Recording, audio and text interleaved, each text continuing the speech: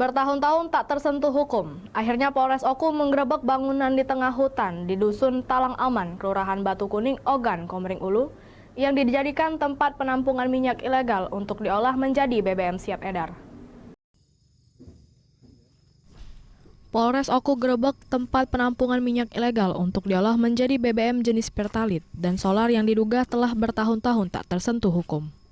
Dari hasil penggerebekan oleh unit Intelkam dan unit Pisus Polres Oku, ditemukan puluhan jerigen dan 10 tandon berkapasitas 1 ton serta mesin dan pewarna untuk pengolahan minyak ilegal mentah hingga dijadikan BBM siap edar sebanyak 3 ton lebih.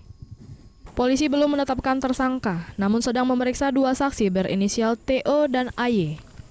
Dari keterangan saksi yang telah diperiksa mengaku minyak hasil oplosan tersebut dipasarkan ke berbagai kabupaten seperti Kabupaten Oku Timur, Oku, dan Muara Enim.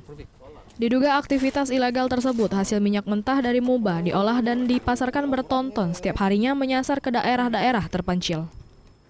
Berdasarkan keterangan dari saksi bahwa BBM ini setelah diolah nantinya akan dipasarkan di sekitar Oku Timur, dan Muara Enim.